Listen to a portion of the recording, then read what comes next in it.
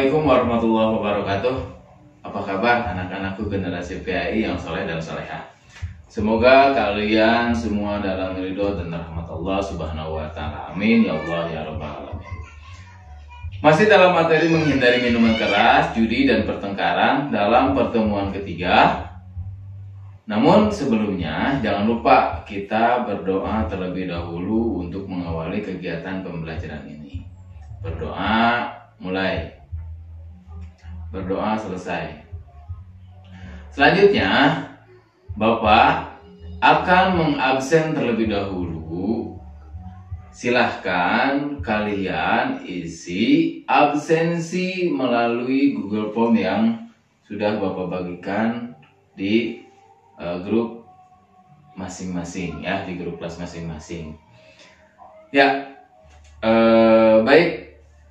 Bapak akan senantiasa mengingatkan kalian jangan lupa jaga terus kesehatan kalian, dan dengan menerapkan protokol kesehatan kalian insya Allah akan senantiasa terjaga dari berbagai macam penyakit yang mungkin pada sampai saat ini penyakit di kita yang namanya COVID-19 belum terhentikan. Jadi silahkan kalian jaga kesehatan kalian dengan memperhatikan protokol kesehatannya. Terus Bapak ingin menanyakan terlebih dahulu materi minggu lalu. Masih ingat materi yang lalu itu apa? Ya, benar.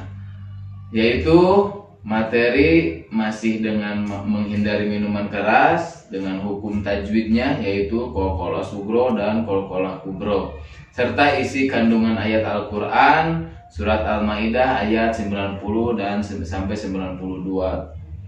Terus sudahkah kalian melaksanakan dalam kehidupan kalian sehari-hari, menerapkan dalam membaca Al-Quran tajwid-tajwid yang sudah diajarkan tersebut? Bagus kalau memang sudah ya.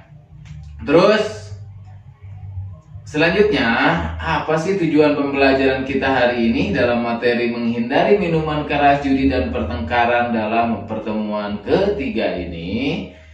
Di sini dalam pertemuan ketiga ini diharapkan kalian mampu memahami lebih lanjut bahaya menghindari minuman keras, judi dan pertengkaran yang dipandang dari sisi undang-undang yang berlaku di Indonesia, yaitu Undang-Undang 1945. Kemudian kalian mampu menganalisa bahaya mengkonsumsi minuman keras, judi, pertengkaran sesuai dengan yang diamanatkan oleh undang-undang yang berlaku di Indonesia. Ya, itu tujuan pembelajaran kita hari ini. Baik, anak-anakku generasi PAI yang soleh dan solehah, tahukah kalian bahwa ajaran Islam itu adalah ajaran yang sempurna? Allah melarang umatnya untuk mengkonsumsi minuman keras atau yang dikategorikan dengan narkoba dan zat adiktif lainnya, serta melakukan pertengkaran atau pertikaian. Begitu pula diamanatkan dalam undang-undang yang berlaku di Indonesia, yaitu Undang-Undang 1145. Terdapat dalam pasal berapa ya yang melarang peraturan yang melarang meminum minuman keras, khamar, judi dan pertengkaran. Namun sebelumnya Bapak ingin menjelaskan, Bapak akan menampilkan video tentang larangan minum minuman keras. Silahkan kalian saksikan video berikut ini. Kasus penyalahgunaan narkoba belakangan ini, berikut ada penjelasan langsung dari pihak BNN tentang hukuman bagi mereka nih para penyalahguna narkoba. Banyaknya kasus penyalahgunaan narkoba yang terjadi baru-baru ini mungkin membuat kita bertanya-tanya. Sebenarnya hukuman seperti apa yang menunggu baik bagi para pemakai maupun para pengedar narkoba yang tertangkap? Dan berikut jawaban dari Kombes Pol Dr. Andus Sumirat Duyanto selaku Kepala Bagian Humas BNN. Jadi kalau kita bicara Undang-Undang Narkotika Nomor 35 Tahun 2009, itu bisa dikatakan humanis bagi para pecandu, keras dan tegas bagi para pengedar. Yang namanya pecandu di sini sesuai dengan undang-undang adalah mereka yang menggunakan atau menyalahgunakan. Menggunakan ini artinya legal berdasarkan resep dokter, atau menyalahgunakan narkotika dan dalam keadaan ketergantungan baik fisik maupun psikis. Ya, kalau mereka yang melaporkan diri secara sukarela itu tidak diproses hukum. Mereka serta-merta artinya proses hukumnya gugur karena mereka melaporkan diri, mereka mendapatkan perawatan baik itu rehabilitasi medis maupun rehabilitasi sosial. Namun bagi mereka yang tertangkap tangan oleh petugas kedapatan sebagai pengguna, itu untuk menentukan dia pecandu atau bukan harus mendapatkan yang namanya assessment. Assessment ini dilakukan oleh tim assessment terpadu yang terdiri dari 2 tim, yaitu ada tim hukum dan juga ada tim medis. Hasil rekomendasi daripada tim asesmen terpadu ini akan menentukan seseorang itu sebagai pecandu murni, pecandu merangkap pengedar, atau sebagai pengedar. Dan ini akan menentukan langkah-langkah proses hukum selanjutnya.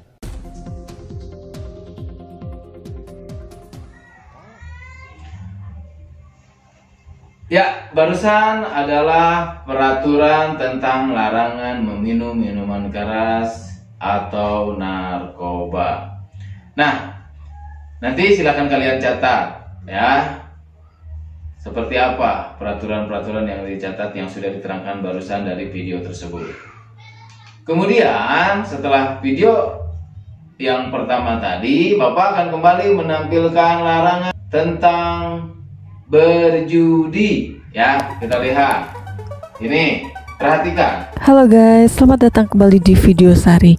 Bahasan di video kali ini Sari adalah bahwasanya dia pernah ikutan temen yang bermain judi dengan menggunakan kartu serta jumlah uang taruhannya sebesar kurang lebihnya 10 juta rupiah.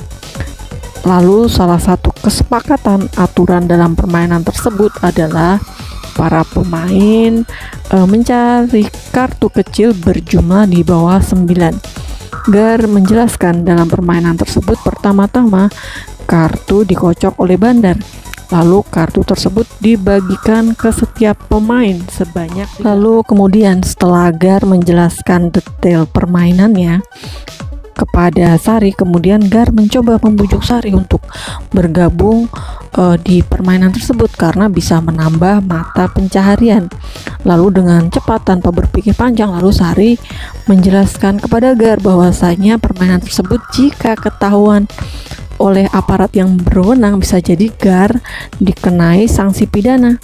Kemudian Gar menjawab dengan argumennya, loh kok bisa? Padahal permainan ini kan hanya untuk fun aja dan bisa juga sebagai mata pencaharian untuk meningkatkan perekonomian juga loh. Nah begitu ya kurang lebihnya jawaban Gar kepada Sari. Oke, sekarang akan Sari jelaskan ya. Jadi begini guys, perbuatan yang dilakukan Gar ini sebaiknya jangan ditiru ya.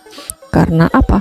Sari akan langsung masuk ke pembahasan hukumnya, bahwasanya sebagaimana diatur dan diancam pidana dalam pasal 303 ayat 1 ke 3 KUHP. Bunyinya diancam dengan pidana penjara paling lama 10 tahun atau pidana denda paling banyak 25 juta rupiah barang siapa tanpa mendapat izin menjadikan turut serta pada permainan judi sebagai pencarian. Lalu kemudian perbuatan Gar juga bisa diancam pidana sebagaimana diatur dalam pasal 303 BIS ayat 1 ke 1 KUHP. Bunyinya diancam dengan pidana penjara paling lama 4 tahun atau pidana denda paling banyak 10 juta rupiah barang siapa ikut serta main judi di jalan umum atau di pinggir jalan atau di tempat yang dapat dikunjungi umum, kecuali kalau ada izin dari penguasa yang berwenang yang telah memberi izin untuk mengadakan perjudian itu. Lalu ancaman pidana selanjutnya. Ya, barusan adalah penjelasan tentang larangan perjudian, ya, pasal berapa nanti kalian catat setelah melihat video tersebut. Silahkan kalian nanti buat kesimpulannya, nanti Bapak akan menagihnya ya dalam bentuk catatan. Dari video-video tersebut jelaskan larangan yang mengatur tentang mengkonsumsi minuman keras, judi, dan pertengkaran, sehingga kita wajib menghindarinya mulai sejak dini. Nah, tugasnya silakan kalian lakukan wawancara dengan aparat yang berwajib. Dalam hal ini pihak kepolisian, seperti ya diantaranya pihak kepolisian. Silakan kalian membuat video wawancara yang nanti mungkin disampaikan langsung melalui tugasnya melalui WA ya, yang langsung diserahkan ke Bapak. Kami di sini mau mewawancari Bapak tentang tugas sekolah. Bapak ada waktu? Tapi kami minta di video boleh? Kami kedatangan kami di sini mau mewawancarai Bapak tentang hal pertengkaran. Yang pertama kami mau menanyakan pasal atau ayat berapakah tentang dilarangnya pertengkaran. Judi menjanjikan kemenangan, mendingan tidak guna segala gulangan. Judi itu menjanjikan kemenangan. Bohong katanya, dijawab dia kemana bohong, kemana ya. Jadi efek dari judi itu besar, menghancurkan rumah tangga, ya. Akhirnya anak istri nggak jelas, uang kuduna dipakai sekolah kubudak, TK pakai, ya dipakai judi. Ya. Belum lagi di dalam agamanya judi itu adalah haram. Lagi deh.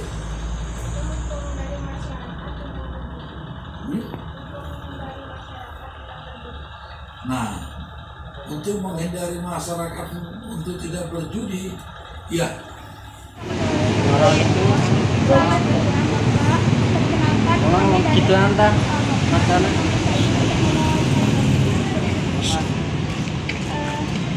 Kami di sini ada beberapa pertanyaan tentang apa sih efek samping dari penggunaan khamar itu? Efek samping penggunaan khamar atau minuman beralkohol itu dapat menghilangkan kesadaran.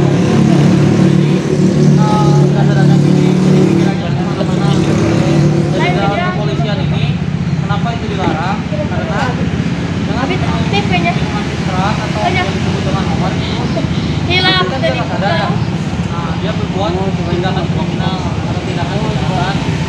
Ya, Terus meminta kalian untuk mempresentasikannya pula perwakilan saja dari ketua kelompok masing-masing. Jadi kalian nanti untuk menyetorkan hasil dari wawancara kalian tersebut, ya.